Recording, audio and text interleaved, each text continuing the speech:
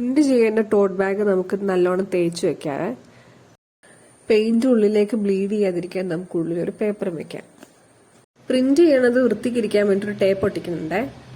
ഫാബ്രിക്കിൽ നമ്മൾ പെയിന്റ് ചെയ്യുമ്പോൾ സാധാരണ അക്രിലിക് ഡയറക്റ്റ് ഉപയോഗിക്കുകയല്ല ചെയ്യുക. നമ്മൾ ഇതേപോലെ മീഡിയം എന്ന് പറഞ്ഞൊരു സാധനം എടുത്ത് അത് പെയിന്റുമായിട്ട് മിക്സ് ചെയ്തിട്ടാണ് യൂസ് ചെയ്യല്.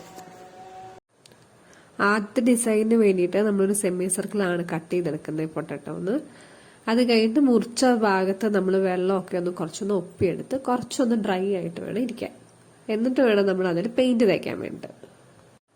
ആവശ്യത്തിന് മാത്രം പെയിന്റ് തേച്ച് നമ്മൾ നല്ലോണം പ്രസ് ചെയ്തിട്ട് വേണം പ്രിന്റ് ചെയ്യാനായിട്ട്. അടുത്തത് നമ്മൾ ഒരു റെക്ടാങ്കിൾ ഷേപ്പാണ് കട്ട് ചെയ്തെടുക്കാൻ പോകുന്നത്. ഇതിൻ്റെ അകത്ത് പല പാറ്റേണും എടുക്കാൻ വേണ്ടി നമുക്ക് 1.5 കിലോ ഉരുളക്കിഴങ്ങൊന്നും വേണ്ട. നമുക്ക് യൂസ് ചെയ്ത ഭാഗത്ത് പെയിന്റ് ഉള്ള ഭാഗം കട്ട് ചെയ്ത് നമുക്ക് പിന്നെ അത് റീയൂസ് ചെയ്തെടുക്കാൻ പറ്റും. അതേപോലെ പെയിന്റിന്റെ കൺസിസ്റ്റൻസി ഉറപ്പാക്കാൻ വേണ്ടിയിട്ട് നമ്മൾ ആദ്യം വേണമെങ്കിൽ ഡയറക്റ്റ് ടോട്ടിലേക്ക് പ്രിന്റ് ചെയ്യുന്നതിന് പകരം ഒരു വേസ്റ്റ് തുണിയിലൊന്ന് പ്രിന്റ് ചെയ്ത് നോക്കാം കൺസിസ്റ്റൻസി ഓക്കെ ആണോ. ഇതിന്റെ 2 ഫ്രണ്ട്സിന് ഗിഫ്റ്റ് കൊടുക്കാൻ വേണ്ടി ഞാൻ പ്രിന്റ് ചെയ്തെടുക്കുന്നതാണ്.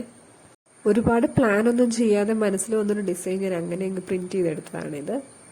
അടുത്ത ടോട്ട് ബാഗ് ഒരു ബ്ലൂ ആൻഡ് യെല്ലോ കോമ്പിനേഷനിലാണ് ചെയ്തേക്കണേ. അതിന് ട്രയാങ്കിൾസ് മുറിച്ചെടുത്തു. ഇതേപോലെ പെയിന്റ് മീഡിയം ഒഴിച്ച് മിക്സ് ചെയ്ത് നമുക്ക് വേണ്ട കൺസിസ്റ്റൻസിയിലാക്കി. മീഡിയം ഒഴിച്ചത് കാരണം സാധാരണ ഫാബ്രിക് പെയിന്റ് ഉണങ്ങുന്നേക്കാളും വേഗത്തിൽ തന്നെ ഇത് ഉണങ്ങിയിട്ടുണ്ട്. എങ്കിലും ഒരു സേഫ്റ്റിക്ക് വേണ്ടി ആദ്യം വെയിലത്ത് വെച്ച് ഉണക്കി. അത്യാവശ്യം നല്ല വെയിലൊക്കെ കൊണ്ട് ഉണങ്ങി കഴിഞ്ഞിട്ട് പുറം ഭാഗം തിരിച്ചിട്ട് ഒന്ന് നല്ലോണം തേച്ചെടുക്കുകയും കൂടെ ചെയ്തു.